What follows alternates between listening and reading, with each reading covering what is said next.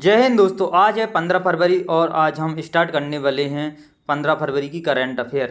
तो चलिए आगाज करते हैं 15 फरवरी की करंट अफेयर में। तो संघर्षण पुरुषः श्रेष्ठा भवति, संघर्ष ही मनुष्य को श्रेष्ठ बनाता है। मैं हमेशा कहता हूं दोस्तों, तो लगे रहिए बिना सोचे समझे। एक दिन ये सोचिए कि एक दिन जरूर मिलेगा अपना लक्ष्य। तो चलिए आज के क्वेश्चन के साथ शुरुआत करते हैं। हाल ही में विश्व जन्मजात हृदय दोष दिवस कब मनाया गया? तो हाल ही में विश्व जन्मजात हृदय दोष दिवस कब मनाया गया? तो इसका राइट आंसर हो जाएगा 14 फरवरी। तो कुछ 14 फरवरी माह के इम्पोर्टेंट डेज हैं, तो देखते हैं। 1 फरवरी को भारतीय तटरक्षक दिवस, 2 फरवरी को विश्व आर्द्रभूमि दिवस, 3 फरवरी को राष्ट्रीय गुमशुदा व्यक्ति दिवस, 4 फरवरी को राष्ट्रीय कैंसर दिवस IMP हो जाएगा, और 10 फरवरी को राष्ट्रीय कृत्रिम मुक्ति दिवस और अंतर्राष्ट्रीय मिर्गी दिवस भी 10 फरवरी को मनाया जाता है। 11 फरवरी को अंतर्राष्ट्रीय महिला एवं बाल विज्ञान दिवस, 11 फरवरी को अंतर्राष्ट्रीय महिला एवं बाल विज्ञान दिवस। 12 फरवरी को डार्विन दिवस और राष्ट्रीय उत्पादकता दिवस। 13 फरवरी को विश्व रेडियो दिवस। 13 फरवरी को कौन सा है? IMP है, विश्व रेडियो दिवस। हाल ही में संपन्न 38वें राष्ट्रीय खेलों की पदक तालिका में कौन शीर्ष पर रहा? तो इसका राइट आंसर हो जाएगा दोस्तों सर्विसेज स्पोर्ट कंट्रोल बोर्ड। कितने स्वर्ण पदक जीते हैं? तो इन्होंने जीते हैं 68 स्वर्ण पदक जीते हैं, 26 रजत पदक और कांस्य पदक 27 जीते हैं। टोटल 121 पदक जीते हुए हैं। दूसरे नंबर पर रहा महाराष्ट्र, जिसने जीते हैं 54 गोल्ड और 71 रजत पदक और 73 कांस्य पदक। ये रहा है 198 के साथ दूसरे स्थान पर। यहाँ पर काउंटिंग होती है गोल्ड की, जो गोल्ड ज़्यादा जीतेगा उसी का नंबर लगता है। और तीसरे पर हरियाणा रहा, चौथे पर कर्नाटक रहा और 5वीं पर मध्य प्रदेश रहा। तो बात करें दोस्तों 38वें राष्ट्रीय खेल की, तो यहाँ कहाँ पर हुआ है? तो ये हुआ है उत्तराखंड में दोस्तों। कहाँ पर हुआ है? उत्तराखंड में। और बात करें 37वें राष्ट्रीय खेल कहाँ पर हुए? तो ये हुए तो गोवा में। और दोस्तों अब बात करें 39 नंबर के, तो 39वें नंबर के कहाँ पर होंगे? तो ये होंगे मेघालय में 2027 में।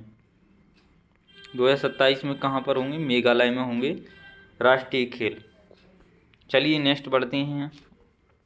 हाल ही में पूर्वोत्तर एकता महोत्सव का आयोजन कहाँ किया गया? हाल ही में पूर्वोत्तर एकता महोत्सव का आयोजन कहाँ किया गया? तो इसका राइट आंसर हो जाएगा 5 दिवसीय पूर्वोत्तर एकता महोत्सव था। 15 फरवरी से शुरू होने जा रहा है।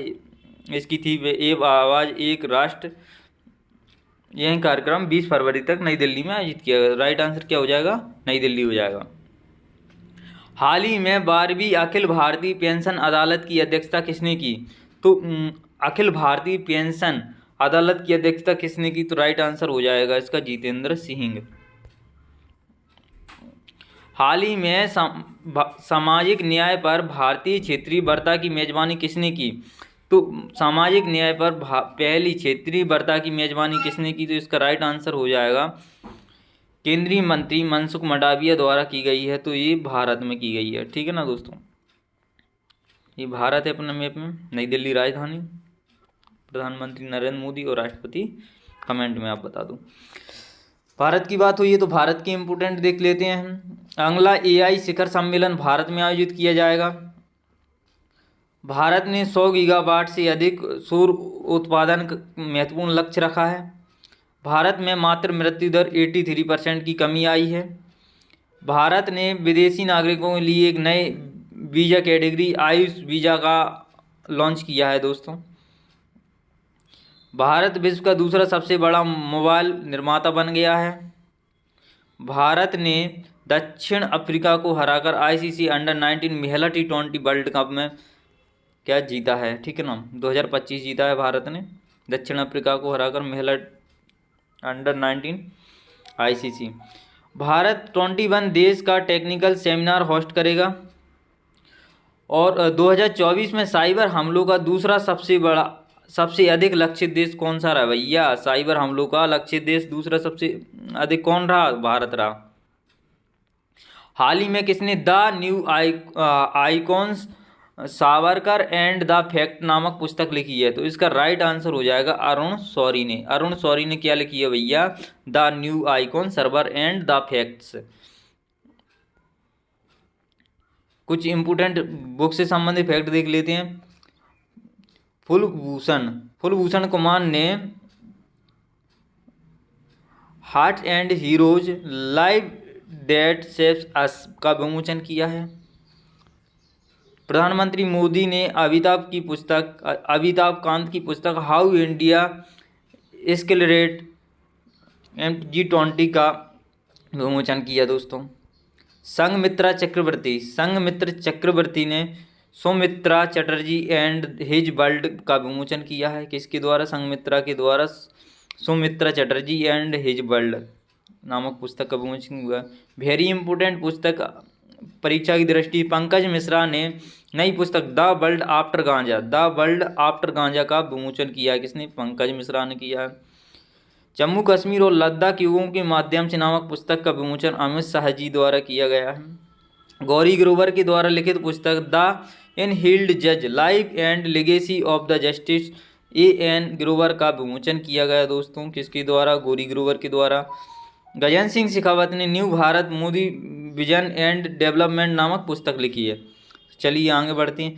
हाल ही में राष्ट्रपति द्रौपदी मुर्मू ने कहाँ अंतर्राष्ट्रीय महिला सम्मेलन का आयोजन किया है? तो कहाँ पर किया है? राइट आंसर हो जाएगा इसका बेंगलुरु में किया है। राष्ट्रपति ने आर्ट ऑफ लिविंग द्वारा बेंगलुरु में आयोजित 10वें अंतर्राष्ट्रीय महिला सम्मेलन के उद्घाटन सत्र में भाग लिया था भैया। कहाँ पर लिया था? बेंगलुरु में। हाल ही में ब्लूमबर्ग की एशिया की सबसे अधिक अमीर परिवार की सूची में कौन शीर्ष पर रहा भैया? कौन रहा? तो इसका राइट आंसर हो जाएगा मुकेश अंबानी परिवार हो जाएगा राइट आंसर। हाल ही में किसे ब्रिटिश साम्राज्य का सबसे उत्कृष्ट आदेश सम्मान दिया गया? तो किसे दिया गया भैया? NR नारायण मूर्ति भैया। इनके दामाद कौन थे भैया? ब्रिटेन के PM थे, तो इसलिए ससुद जी को क्या दे दिया गया? ब्रिटिश साम्राज्य का सबसे उत्कृष्ट आदेश सम्मान। किसके फाउंडर हैं? तो इन्फोसिस के फाउंडर हैं नारायण मूर्ति जी। ठीक है, अब नारायण मूर्ति की बात हुई है तो थोड़ा इम्पोर्टेंट देख लेते हैं करंट में। राकेश रोशन IFA उत्कृष्ट उपाधि पुरस्कार से सम्मानित किए। टॉम क्रूज को फ्रांस का प्रतिष्ठित एरोनॉटिक्स मेडल मिला है। किसको? टॉम क्रूज को। अब्दा सरस्वती पीठम के पीठाधीन ब्रह्मा श्री मधुगुल्ला नकफनी शर्मा को पद्मश्री मिला। चंद्रिका टंडन ने 67वें ग्रैमी अवार्ड्स में बेस्ट न्यू एज एम्बिएंट या चैट एल्बम श्रेणी में अवार्ड जीता। मनोज सिन्हा को प्रतिष्ठित महाराजा हरि सिंह पुरस्कार से सम्मानित किया गया। भारत बायोटेक के संस्थापक कृष्णा एला को इंसा फेलोशिप 2025 सम्मानित किया गया। प्रख्यात उड़ीसा कवि प्रतिभा सत्यार्थी को गंगाधर राष्ट्रीय पुरस्कार से सम्मानित किया गया। किसको? उड़ीसा कवि प्रतिभा सत्यार्थी को।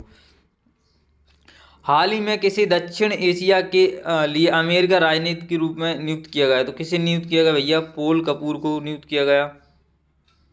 हाल ही में किस राज्य सरकार ने ड्रोन संवर्धन एवं उद्योग नीति 2025 को मंजूरी दी है? तो भैया किस राज्य ने दी है?